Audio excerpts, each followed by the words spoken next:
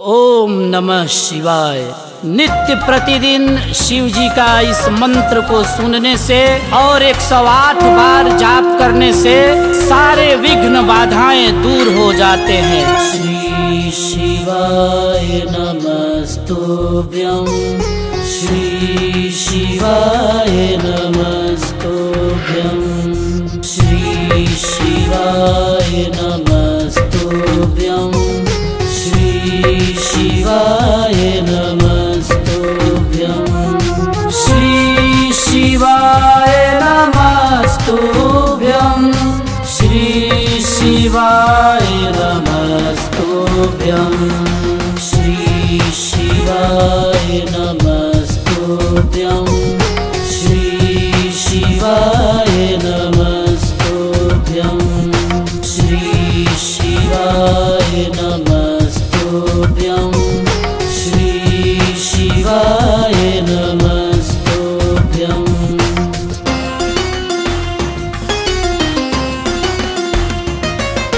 श्री शिवाय नमस्तुभ्यं, श्री शिवाय नमस्तुभ्यं, श्री शिवाय नमस्तुभ्यं, श्री शिवाय नमस्तुभ्यं, श्री शिवाय नमस्तुभ्यं, श्री शिवाय नमस्तुभ्यं, श्री शिवाय नमस्तुभ्यं, श्री शिवाय नमस्तुभ्यं, श्री शिवाय नमस्तुभ्यं, श्री शिवाय नमस्तुभ्यं।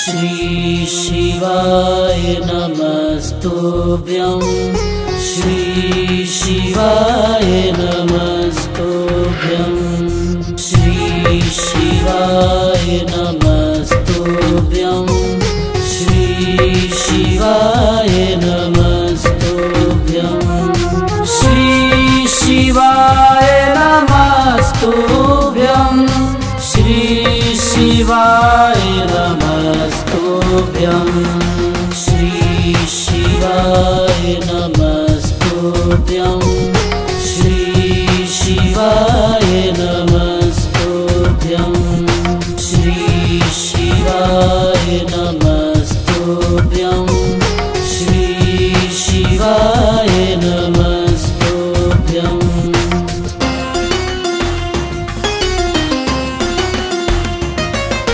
श्री शिवाय नमस्तुभ्यं, श्री शिवाय नमस्तुभ्यं, श्री शिवाय नमस्तुभ्यं, श्री शिवाय नमस्तुभ्यं, श्री शिवाय नमस्तुभ्यं, श्री शिवाय नमस्तुभ्यं, श्री शिवाय नमस्तुभ्यं, श्री शिवाय नमस्तुभ्यं, श्री शिवाय नमस्तुभ्यं, श्री शिवाय नमस्तुभ्यं।